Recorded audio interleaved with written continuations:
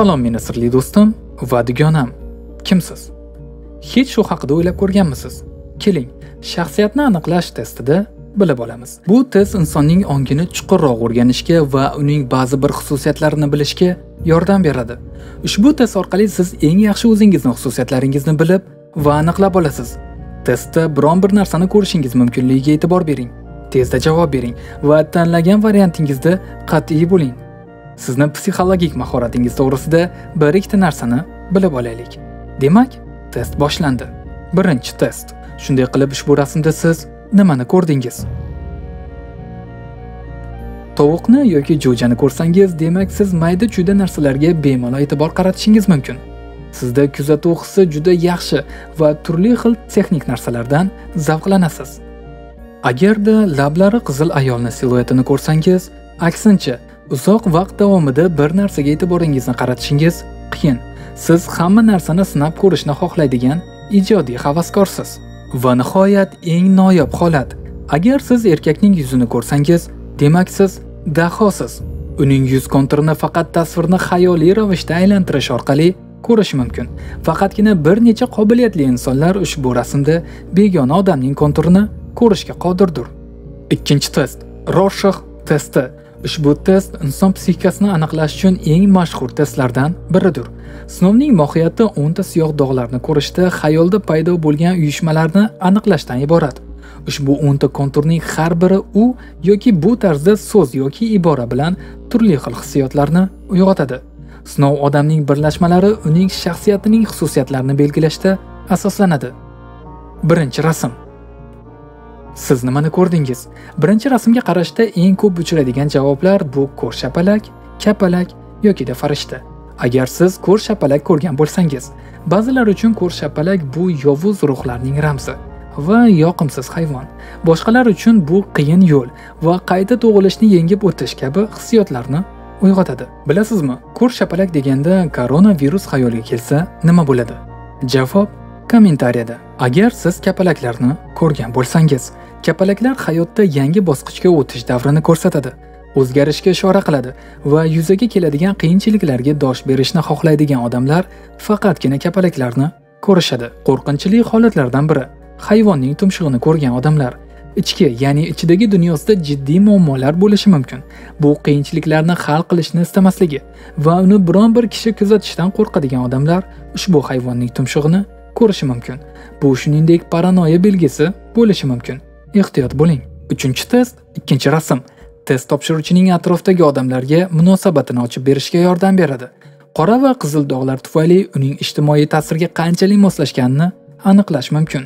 Demak, siz nimani ko'rdingiz? Eng keng tarqalgan javoblar: ikkita inson qofiyasi, o'zini oynada ko'rgan odam, kapalak yoki-da kuya. Agar siz rasmda ikki kishini ko'rsangiz, ijtimoiy hayot sizning hayotingizda jamiyatning ulkan rol o'ynashini anglatadi. Bu shuni anglatadiki, shaxsning jismoniy o'zaro aloqasi juda yuqori darajada. Agar biron bir kishi rasmda o'yinda qatnashgan ikkita raqibni ko'rgan bo'lsa, demak u haqiqiy hayotda kimdir bilan raqobatlashmoqda. Yoki-da agar siz to'satdan qo'llarini siyoh dog'larda yuvayotgan kishini ko'rgan bo'lsangiz, bu sizni ishonchsizligingiz va mumkin bo'lgan paranoid moyilligini ko'rsatadi. Agar siz oynaga qaragan shaklni ko'rsangiz, bu boshqalarni tushunish qobiliyatini mahrum bo'lishini anglatadi. Faqat oynada o'zingizni ko'rasiz. Boshqalar sizni qiziqtirmaydi. Odatda bu faqat o'z nafsiga e'tibor qaratib, boshqalarning fikrini e'tiborsiz qoldirishga intiladigan odamlar. Oddiy odamlar qoida tariqasida rasmda ikkita erkakni ko'rishadi. Ammo qolganlar aksincha siyoh dog'ida ikkita ayol yoki-da noaniq jinsdagi odamlarni ko'rishadi. Biroq ushbu rasm yordamida odamning jinsiy yo'nalishini aniqlash uchun foydalanish mumkinligiga to'liq ishonch bilan ishonib bo'lmaydi. Psixologlar bu borada bir fikrda emas. Keling, Rorschach testini boshqa qismga qoldiramiz. Agar sizga ma'qul bo'lsa, 10 ta rasmda testini tayyorlab sizga taqdim etaman. Kommentariyada sizni fikringizni kutaman. 4-test. Rasmda ko'rgan birinchi narsa odamda hozirda nima bezovta qilayotganini ko'rsatadi. Sizni tanlovingiz, ya'ni birinchi bo'lib ko'rgan hayvoningiz. Agar siz panterani ko'rgan bo'lsangiz, stressni boshdan kechirayotganingizni ko'rsatadi. Buning asosiy sabablari sizning muhabbat munosabatlaringiz va shaxsiy hayotingiz. Siz allaqachon o'zingizni his-tuyg'ularingizni tan oldingiz. Siz va yaqinlaringiz orasida aloqa yo'qoldi. Siz noaniqlikdan tashvishdasiz. Sizni o'zingizga ishonchingiz komil emas va munosabatlaringizni qayerdan olib borishni tushunmaysiz. Ammo kech bo'lmasdan siz ularni saqlab qolishingiz mumkin. Eski fotosuratlar, videolarni ko'rib chiqing. Xotirangizni yaqinlaringiz bilan bo'lishing va yuzaga kelgan muammolarni muhokama qiling. Muloqot ko'pincha shaxsiy muammolarni hal qilishni kalitidir. Agar siz she'rni ko'rgan bo'lsangiz, vaqt o'tishi bilan siz ko'p mas'uliyatni o'z zimmangizga oldingiz. Qarindoshlar va do'stlaringiz sizni kuzatib, sizni kuchli deb qaror qilishadi va siz kurasha olmaydigan muammolar yo'qdek. Ammo siz o'zingizda jismoniy charchoqni his qilmoqdasiz va holingizni yo'qota boshladingiz. O'zingizga yuklatilgan mas'uliyatni yengish sizga qiyin. Siz o'zingizni unuta boshladingiz. Chunki siz hamma narsaga va har kimga g'amxo'rlik qilishga odatlangansiz. Vaqti bilan o'z xohishingizga ko'ra dam olishni o'rganing va o'zingizga biroz vaqt ajrating. Agar siz zebra hayvonini ko'rgan bo'lsangiz, ayni paytda siz yaqinlaringizni yoki o'zingizni sog'lig'ingizdan juda xavotirdasiz. Sog'lig'ingizga g'amxo'rlik qilish yaxshi, chunki u sizni sog'lom turmush tarziga chorlaydi. Ammo agar doimiy tashvish sog'liq muammolariga aylanib qolsa, bu jiddiy ruhiy muammolarga aylanishi mumkin. Boshqarish yoki o'zgartirish mumkin bo'lmagan narsalar haqida tashvishlanishni foydasi yo'q. Tinchlaning va sog'lom fikr bilan yashang. Shunda sizning hayotingiz va sog'lig'ingiz tartibga tushadi. Jirafa. Agar jirafalar siz ko'rgan birinchi hayvoningiz bo'lsa, tanlov sizni asabiyligingiz, tashvishingiz borligi va ishingiz, moddiy darajangiz haqida tashvishlanib turganingiz haqida gapiradi. Siz ishonchni yo'qotasiz va ishlab chiqarish, raqobatchilardagi yangilik va bosimga dosh bera olmasligingizni tushunasiz. Yangi texnologiyalar dunyosida siz faqat yangi narsalarni ishlab chiqarishingiz va o'rganishingiz kerak. Agar sizni ishingiz sizga qobiliyatli bo'lmagan yangi ko'nikmalar va tajribalarni talab qilsa, yetishmayotgan narsangizni toping. O'zingizni ustingizda ishlang va ko'plab muammolar hal bo'ladi.